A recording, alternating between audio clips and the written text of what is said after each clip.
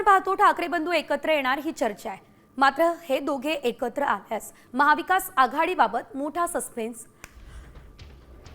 निर्माण झालेला आहे। कारण ठाकरे बंधू मुंबई महापालिकेला एकत्र आल्यास काँग्रेस स्वबळाचा नारा देऊ शकते। विशेष म्हणजे काँग्रेसचे ज्येष्ठ नेते रमेश चेन्निथला यांनी या संदर्भात महत्त्वाचे संकेत दिले। त्यामुळे आता महाविकास आघाडीमध्ये फूट पडण्याचीही शक्यता आहे। तर महाविकास आघाडी फुटण्याची शक्यता नेमकी काय हे आपण पाहतोय। कारण मनसे आणि काँग्रेसची जी विचारधारा आहे ती पूर्णतः वेगळी आहे असं काँग्रेसचं म्हणणं आहे आणि त्यामुळे आम्ही मनसेसोबत काम करू शकत नाही।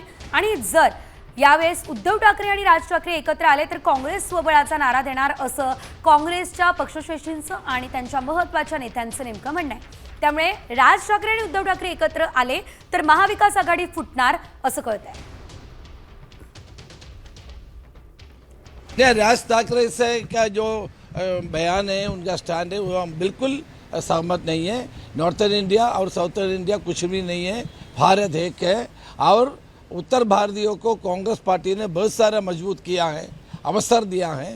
कांग्रेस हमारे विचारधारा के लेके चलेगा। अगर राज ठाकरे उनके साथ आते तो देखेंगे अभी तो तय नहीं है ना, जाएगा या नहीं जाएगा। लेकिन हमारे बीएमसी के बारे में 7 तारीख को हमारा निर्णय होगा। मला असं वाटतं यांना या भूमिका त्या वेगवेगळ्या ठिकाणी वेगवेगळ्या पद्धतीने घेतात। आज काँग्रेसची कर्नाटकमध्ये काय भूमिका आहे?